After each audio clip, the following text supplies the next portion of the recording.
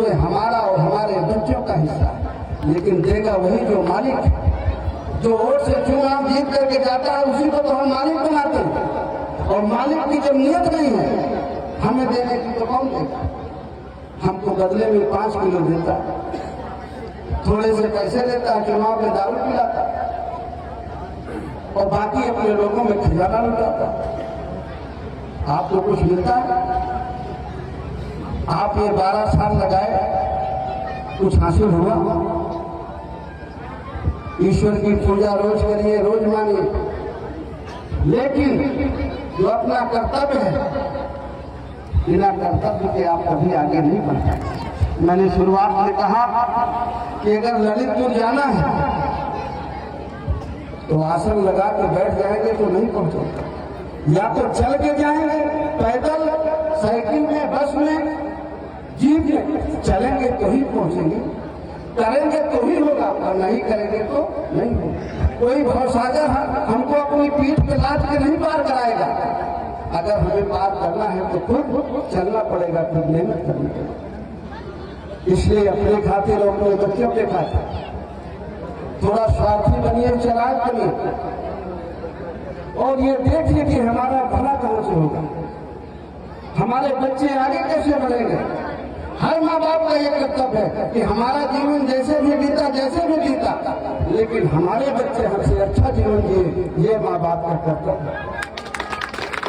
लेकिन हम लोग सोचते हैं कि 4 बीघा खेत है, 8 बीघा खेत है, लड़का हाथ बटाने लगा है, थोड़ा हमें आराम मिल गया है तो चल यही काम करें।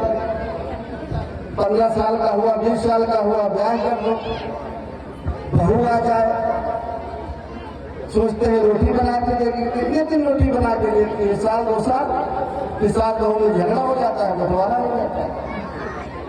अगर थोड़ा आगे की सोचो तो आपके बच्चों का भविष्य अच्छा हो जाए। एक कहानी में सुनाता हूँ आपको। एक लकड़हारा था, लकड़ी काटने जाता था, रोज लकड़ी काटने जाता था, लकड़ी काट के आता था, बेचता था, उसी से उसी रोजी रोटी चलती थी। एक दिन जिस रास्ते से वो जाता था तो एक साधु रहता था, फकीर रहता था, तो वो फकीर के रोज प्रणाम करता था और निकल जाता था। एक दिन फकीर को उस पर दया आई और उस फकीर ने कहा कि इधर आओ। वो लकड़हारा आया, कहा आज जंगल में जब लकड़ी काटने जाना तो थोड़ा और आगे जाना है। ठीक, वो जंगल में गया और जाते जाते जहाँ लकड़ी काटता था वहां काटना शुरू किया। फिर उसको ध्यान आया तो उस फकीर ने कहा कि आज थोड़ा और आगे जाना है। तो और सोचता है कि है तो जंगल में लकड़ी, लेकिन अगर फकीर ने कहा है तो चला जाता।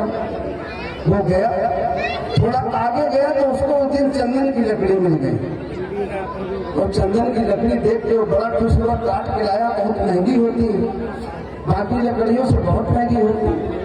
वो सोचता रहा कि अगर मुझे पहले पता चल जाता तो अब तक तो मैं अमीर हो जाता। तो चंदन की लकड़ी काट के आया, बेचा, मस्त हुआ। 4-7 दिन हो गए। फकीर ने कहा क्या हाल है? कहा महाराज गया आगे। क्या हुआ? क्या चंदन की लकड़ी मिली? कहा और आगे जाओ, और आगे जाओ। दूसरे दिन और आगे गया तो उसको एक चांदी की खदान मिल गई। फिर और आगे गया तो सोने की खदान मिल गई। फिर और आगे गया तो हीरे की खदान मिल गई। थोड़ा आगे बढ़ो। अगर जीवन में हम आगे बढ़ना सीख लें, अभी तो हम लकड़ियों में ही उलझे। थोड़ा और आगे जाओगे तो चंदन की मिलेगी, थोड़ा और आगे जाओगे तो फिर चांदी की खदान मिलेगी। अगर इतने में नहीं उलझ जाओगे तो फिर आगे सोने की और हीरे की मिलेगी। यही चीजें जीवन में भी है। अगर हम आगे बढ़े, कुछ करना चाहें, मेहनत करें। एक मेहनत करते हैं हम, एक मजदूरी करते हैं तो 500 रुपया दिन हमें कमाते हैं, 400 कमाते हैं। एक ऑफिस में बैठता है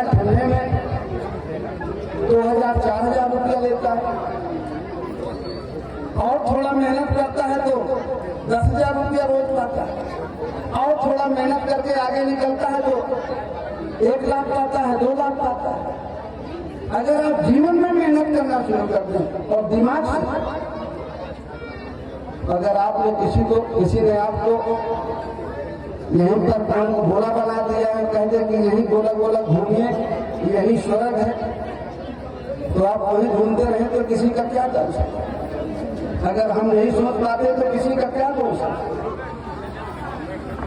अगर आप अपने दिमाग का इस्तेमाल करेंगे, जो बुद्धिजीवी लोग हैं उनका काम है गुलाम और लाचार बनाना, हम उनकी सेवा करें। लेकिन अगर हम जागरूक हैं तो हमें ये दिमाग लगाना है कि हम हमारे बच्चे आगे बढ़े, पढ़ लिख करके जितनी ऊंचाइयों में वो जाना चाहते हैं उतनी ऊंचाइयों में जाएं और अच्छी जगह में जाएं, देश का नाम रोशन करें, समाज का करें और माँ बाप का नाम रोशन करें।